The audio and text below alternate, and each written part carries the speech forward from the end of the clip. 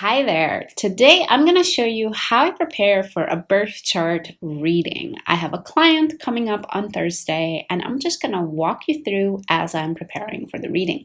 I'm going to show you 3 of my steps and give you a little bit more insight into them.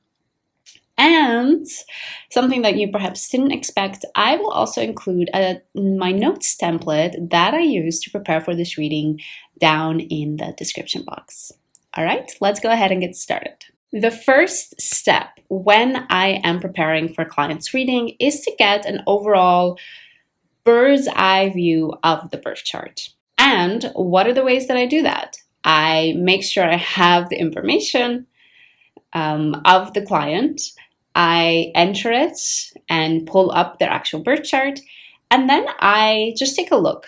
Sometimes this can literally mean just staring at the chart and taking notice. Where's the sun? Where's the moon? Is there something interesting happening here that just pops right out at me? Are there a lot of trines? Maybe there's a huge grand cross in the chart. Or maybe there's a stellium and something like 5 of the 10 planets are in one sign or in one house. I take a sort of mental note, just sort of acquainting myself with the chart. Once I have done that, I look at 3 specific things in the birth chart. I pull up my notes template and I fill these in. I fill in the element distribution, the modalities distribution, and the hemisphere distribution. So let's go ahead and do that for my client's reading coming up this Thursday.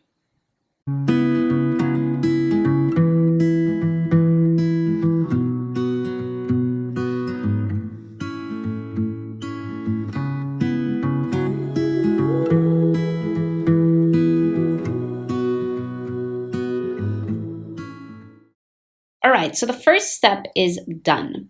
The reason I take a look at the elements, the modalities, and the hemisphere distribution is because I find it's a really nice way to get me acquainted with the chart in general, to get a general energy of, oh, this person is actually quite focused on their internal growth, or this person has trouble expressing their emotions. And these sort of high level they can just be 3 statements, one for the elements, one for the modality, and one for the hemisphere. But even just having these 3 general statements about who this person is just gives me something to start on, a little bit of juice to start with. Step number 2, we are going to take a look at the nodal axis. We're going to do a nodal analysis. So we're going to take a look at the south node and the north node. Now, the reason why I do this as sort of one of the first things when I take a deep look into the client's chart is because I am an evolutionary astrologer. And honestly, everything that I say in the birth chart is based on the foundation of the nodal axis. It's based on this foundation of what are some of the stories, the themes that you played out in a past life that you struggled with, so that we can understand a little bit more everything else that is happening in the birth chart. Let's go ahead and do the nodal analysis for my client.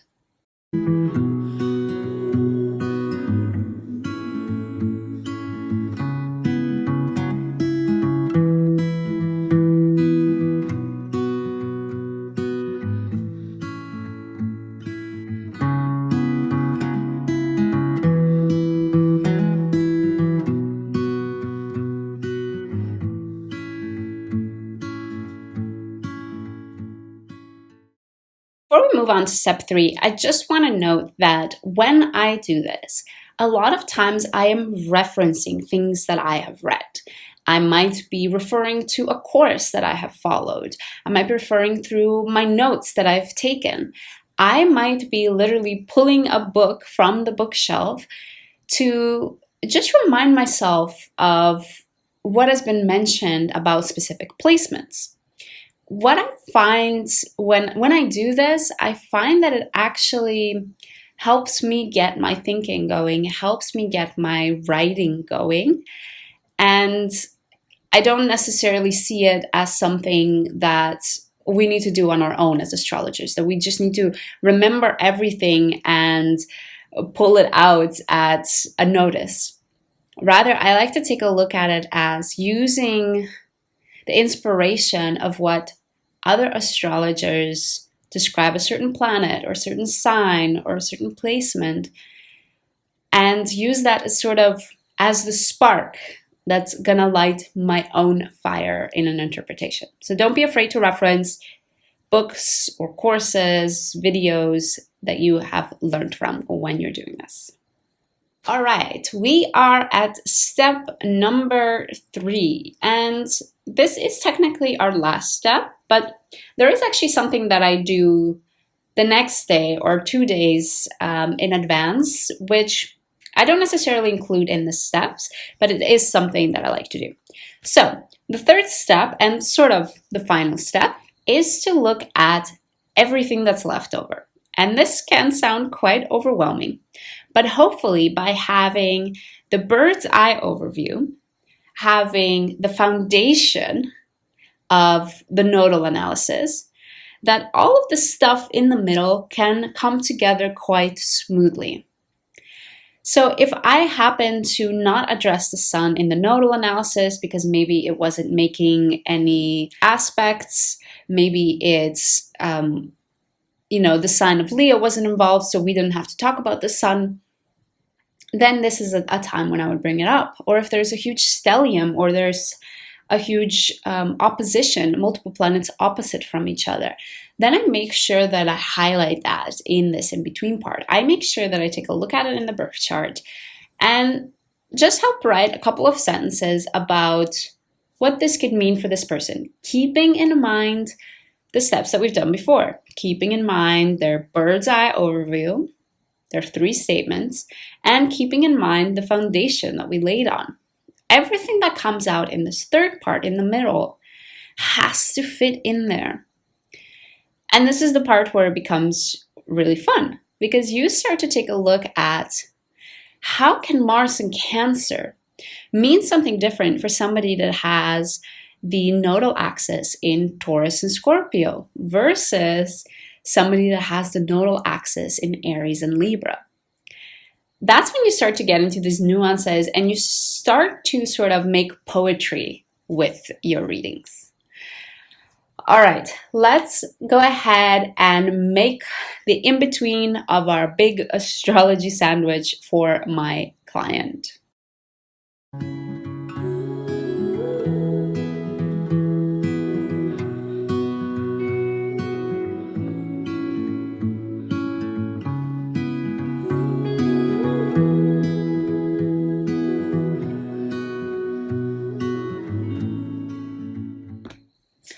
All right, so we've wrapped up all of the 3 steps. And here's the thing. I said that this is sort of the final step, but not really. What I find is that when I take notes, looking at a birth chart, I tend to like to take some distance from it. I want to let the birth chart breathe, remove myself sort of from the thinking and the analyzing, and come back a day or 2 days later to just walk myself through the notes and see if I can put together a storyline. Because sometimes I do not want to approach a reading with literally, here are your modalities, here are your hemispheres, here are your elements, here is your nodal story. A lot of the times I want to structure a cohesive story and think about when I'm going to talk about which elements in the reading as a whole. Like 99% of the time, I start with the nodal analysis, so I know that's my first. But what comes next? And this storyline, I do the day after or about 2 days after I take my initial notes.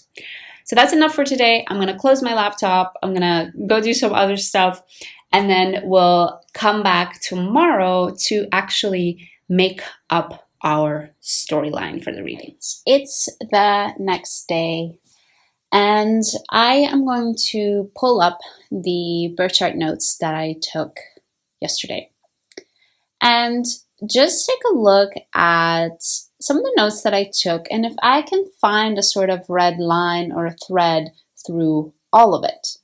And the reason why I want to do this is not just to make a little bit more sense and a little bit more cohesiveness of the reading, but because I want to make sure I actually consider what do I bring up first in the reading. I want to make sure that everything sort of builds on one another and the way I explain things and what I start with makes sense and what I end with makes sense. So indeed, today I'm gonna look through the notes, pull up the chart as well, and just look through it together and start to think in my mind, what's the sort of first theme that I would bring up? What's after that? What's the second theme that I want to get into? And with each of the themes, I'm also going to list out what are the specific planets that I want to mention in that specific theme. What are the main planets that are sort of playing the main role in that specific theme?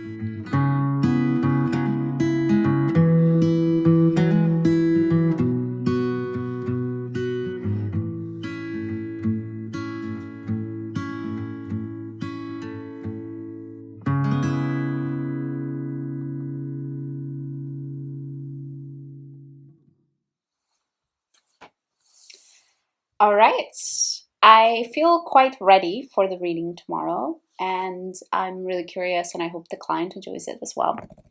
And I hope you also found this video useful. Whether you use these techniques or not, maybe you're also just curious as to how an astrologer actually prepares for your reading. Don't forget, I left a template of my notes down below if you do want to check it out and you want to use it for yourself.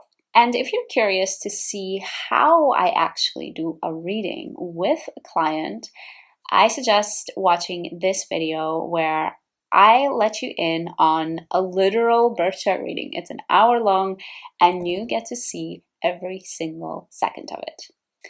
Thanks so much for joining me for this video, and I hope to see you again soon.